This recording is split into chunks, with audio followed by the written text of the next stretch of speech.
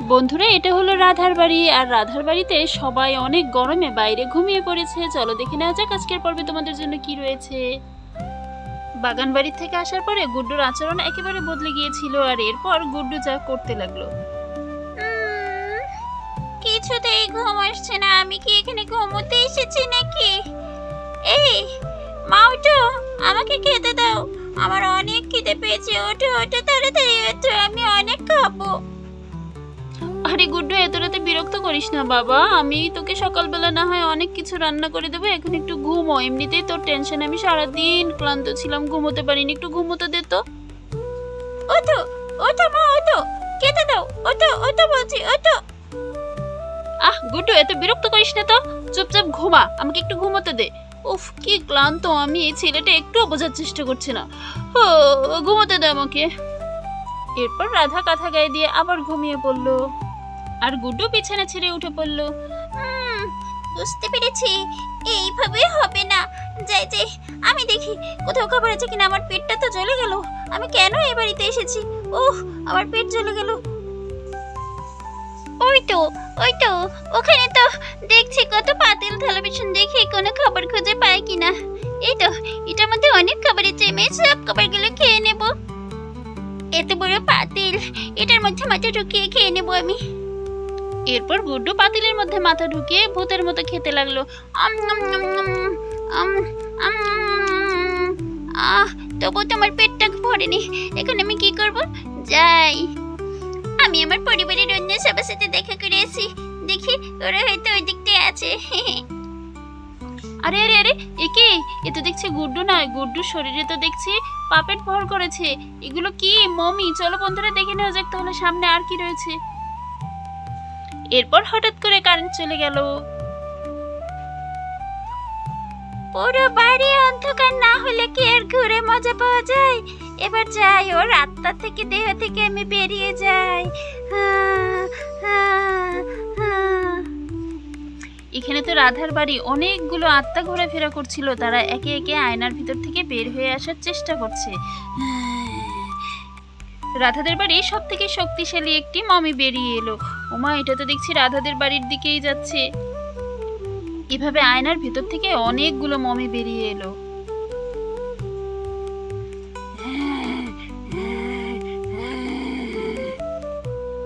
পুরো বাড়ি আত্মাগুলো একেবারে ঘিরে ফেলেছে। দেখো বন্ধুরা, এখন কি হবে রাধাদের? এদিকে হঠাৎ করে গুড্ডুর জ্ঞান ফিরে এলো।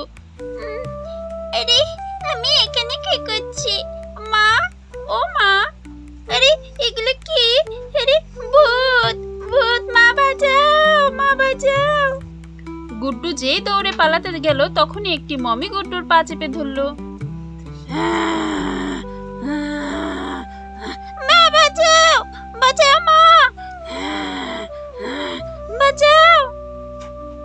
কেউ বাঁচাবে না, তুই তো আমাদের ডেকে এনেছিস। তোদের নিজেদের বিপদ নিজেই ডেকে এনেছিস তোরা। হঠাৎ করে চিৎকার শুনে রাধার ঘুম ভেঙে গেল। আরে আরে, বাড়িতে তো কিসের চিৎকার? এত রাতে গুড্ডুর চিৎকার বলে মনে হচ্ছে। দেখি তো, উঠি। আরে আরে আরে, গুড্ডু তো বিছানাতে নেই। গুড্ডু, এই গুড্ডু, গুড্ডু কোথায় তুই? এই এই, ওঠো ওঠো, গুড্ডু বিছানাতে নেই, ও চিৎকার করছে, তাড়াতাড়ি ওঠো। আর বাড়িতে কেমন ভয়ঙ্কর শব্দ হচ্ছে, দেখো, শোনো কান পেতে। আরে এটা কেমন শব্দ? এই ওঠো গুড্ডুর বাবা। আরে রাধা, তোমাদের জন্য একদিনও শান্তিতে ঘুমানো যায় না। আরে তাই তো, বাড়িতে সব কিসের শব্দ? গুড্ডুর চিৎকার। ওঠো ওঠো, তাড়াতাড়ি দেখি। এরপর রাধা আর গুড্ডুর বাবা ঘুম থেকে উঠে পড়লো। আরে আরে, গুড্ডুর বাবা দেখো কত মমি, আমাদের বাড়ি মমিতে ভরে গেছে। এগুলো তো আত্মা, এর মধ্যে আত্মা রয়েছে। সবগুলো আমার গুড্ডুকে চেপে ধরেছে। এখন কি হবে? এই ছাড় ছাড় মমি, ছাড়, আমার গুড্ডুকে ছেড়ে দে। আর এগুলো এলো কোত্থেকে? এখানে একটা মমির উপর পা ধরে টানাটানি করছিল, আর তখনই উপর ঘুম ভেঙে গেল। আরে আমার পা ধরে টানাটানি করছে, এটা কি? মমি আমাদের বাড়িতে। আরে ভাই ভাবি, এগুলো কোথা থেকে এলো? ছাড় ছাড়। রূপা দ্রুত দৌড়ে গিয়ে রাধার পাশে চলে গেল। আরে ভাইয়া ভাবি, সারা বাড়ি তো দেখো কি পরিমাণ মমি তো ভরে গেছে। এগুলো তো আত্মা, এগুলো এলো কোত্থেকে? আর দেখো গুড্ডুকে কেমন হেনস্থা করছে। কিছু একটা করো তোমরা, তাড়াতাড়ি করো, ওকে বাঁচাতে হবে তো। হ্যাঁ রূপা, ঠিক বলেছিস। ওই বাগান বাড়ি থেকে দেখছিলি না গুড্ডু কেমন করছিল? আমার মনে হয় ওখান থেকে ওর ভেতরে কোনো আত্মা ভর করেছে, হয়তো ও কিছু একটা করেছে, তাই ওর সাথে ভর করে আমাদের বাড়িতে এতগুলো মমি চলে এসেছে। চল চল, আমরা কোনো একটা উপায় খুঁজে বের করি, নিশ্চয়ই কোনো না কোনো উপায় পেয়ে যাব। দাঁড়া, আমি কিছু একটা খুঁজে দেখি কি করা যায়। আর তোর দাদার সাথে আলোচনা করছি। আরে ভাবি, আমি তো গুড্ডুর হাতে একটা আয়না দেখেছিলাম, ও সাথে করে একটা সুন্দর আয়না নিয়ে এসেছিল। হতে পারে ওটা কোনো পুরনো আয়না। দেখো তো ওই আয়নাটা কোথায়? ওই আয়নাটার মধ্যে আত্মাগুলো থাকতে পারে হয়তো বা। আমরা ওই আয়নাটা যদি খুঁজে বের করতে পারি তাহলে ওই আত্মাগুলোকে ধ্বংস করতে পারবো। চলো আমরা সবাই মিলে ওই আয়নাটাকে খুঁজে বের করি, আর ওই আয়নাটার মধ্যেই কোনো রহস্য লুকিয়ে আছে। চলো চলো। ছোট আত্মাটা আবার গুড্ডুর গায়ে ভর করে বসে আছে, তাই গুড্ডুকে কিছুই করতে পারলো না তারা। এরপর রূপা আর রাধা সারা বাড়ি আয়না খুঁজতে থাকলো। দেখতো এখানে আছে কিনা। না না, এখানে নেই। আরে এগুলো তো আমাদের দিকেই ধেয়ে আসছে, তাড়াতাড়ি চল, ওইদিকে চল, ওইদিকে দেখি। হ্যাঁ চলো চলো, এই ঘুটঘুটে অন্ধকারে কি করে খুঁজবো? আরে ওই তো একটা আয়না দেখা যাচ্ছে। রূপা রূপা, ওই দেখ, ওই যে সেই আয়নাটা পেয়ে গেছি। তাড়াতাড়ি নেই, এই আয়নাটার মধ্যেই কোনো সমস্যা আছে। ওগো, তুমি এখন ওখানে দাঁড়িয়েছো কেন? আয়নাটা নাও, নিয়ে ওদের সামনে নিয়ে চলো, দেখি কি করা যায়। হ্যাঁ দাদা, তাড়াতাড়ি আসো দাদা। হ্যাঁ রাধা, হ্যাঁ আমি আয়নাটাকে নিচ্ছি, দাঁড়াও। চলো এটাকে নিয়ে আমাদের বাড়ির ভেতরে নিয়ে যাই, তারপরে পাপেটগুলোর সামনে ধরি। এরপর রাধার স্বামী আয়নাটাকে তুলে নিল। আরে তাড়াতাড়ি করো, ওরা আমাদের দিকে ধেয়ে আসছে, এই আয়নাটা নিয়ে যাচ্ছি তাই, তাড়াতাড়ি করো। হ্যাঁ হ্যাঁ তাড়াতাড়ি করছি, চলো চলো এটা ওখানে রাখি। এরপর আয়নাটাকে সেখানে রেখে দেওয়া হলো। আরে গুড্ডুর বাবা, আয়নাটাকে এখানে না রেখে আমার কাছে দাও, আমি এটাকে ধরে রেখে তুমি একটা লাঠি নিয়ে এসো, অথবা ওই যে একটা মন্ত্র পড়ার বই আছে না, ওটা নিয়ে এসো। মন্ত্র পড়ো, ওরা সব আবার এটার মধ্যে বন্দী হয়ে যাক। ভাবি, এই যে মন্ত্র পড়ার বইটা আমার কাছে আমি পেয়েছি, তুমিও পড়ো। ভাই সেভাবে পারবে না, নাও নাও তাড়াতাড়ি নাও। রাধা সেখানে বসে যেই মন্ত্র পড়া শুরু করলো, তখনই হচ্ছে গিয়ে মমিগুলো অনেক রেগে গেল আর রাধার দিকে ধেয়ে চলে গেল।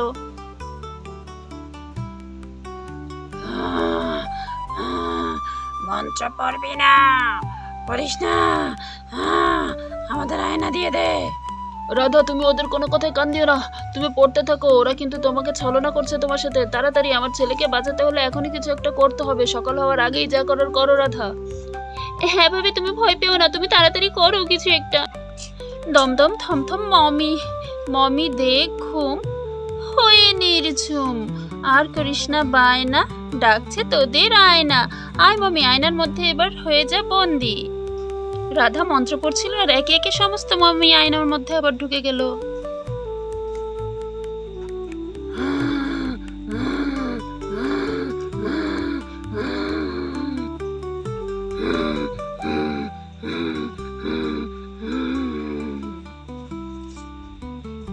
আমি যাব না, আমি যাব না, যাব না। একে একে সমস্ত মমি পালিয়ে গেল, আয়নার মধ্যে বন্দি হয়ে গেল, আর গুড্ডুর আবার জ্ঞান ফিরে আসতে থাকলো। মা বাঁচাও, মা, মা ওরে আমাকে মেরে ফেলবে মা। গুড্ডু বাবা, আর কোনো ভয় নেই, আমি সব মমিগুলোকে আয়নার মধ্যে বন্দি করে নিয়েছি, তোকে আর ভয় পেতে হবে না। এই যে তোর মা আছে তোর কাছে, আয় আমি এটাকে ভালো জায়গায় ফেলে দিয়ে আসি, অথবা পুড়িয়ে ফেলি। কই গো গুড্ডুর বাবা, এই মন্ত্র বইটাকে পড়িয়ে ফেলো, আর এই আয়নাটাকে তুমি ওই গভীর সমুদ্রে ফেলে দাও, যেন ওরা আর কোনোদিন এই পৃথিবীতে আসতে না পারে। এসব খারাপ আত্মাদেরকে কখনো প্রশ্রয় দিতে হয় না। আর গুড্ডু, তুইও না যা তা নিয়ে এসেছিস বাড়িতে, বুঝেছিস? হ্যাঁ মা, আমার ভুল হয়ে গেছে, আমি না ওই বাগান বাড়িতে গিয়ে আয়নাটাকে তুলে নিয়ে এসেছিলাম, আমাকে ক্ষমা করে দাও মা, আর কখনো আমি এরকম করবো না মা, আমার ভুল হয়ে গেছে। উফ গুড্ডু, যা করলে আজকে, কেন এখন কান্না করছিস বলতো? এসব আর করিস না, অনেক ভয় পেয়েছিলাম রে বাবা, যদি তোকে আমরা হারিয়ে ফেলতাম। যাও ভাবি, এখন তুমি গুড্ডুকে নিয়ে ঘুমোতে যাও, বেশ হয়রানি গেল আমাদের উপর দিয়ে। উফ বাবারি বাবা, কি ভয়ঙ্কর একটা রাত গেল। গুড্ডু, তুমি এই ধরনের কিছু করো না, ঠিক আছে? তো বন্ধুরা, আমাদের আজকের পর্বটি তোমাদের কাছে কেমন লেগেছে অবশ্যই কিন্তু লাইক করে জানিয়ে দিবে। আর হ্যাঁ, তোমরা যারা এখনো আমার চ্যানেলটি সাবস্ক্রাইব করনি, দ্রুত সাবস্ক্রাইব করে নাও, আর তোমার বন্ধুদের সাথে এই গল্পটি অবশ্যই শেয়ার করে নেবে। আর যতক্ষণ পর্যন্ত না আমি তোমাদের জন্য নতুন ভিডিও নিয়ে আসছি, ততদিন পর্যন্ত তোমরা সবাই ভালো থাকো, সুস্থ থাকো, আর অনেক অনেক ভালোবাসা নিও। টাটা।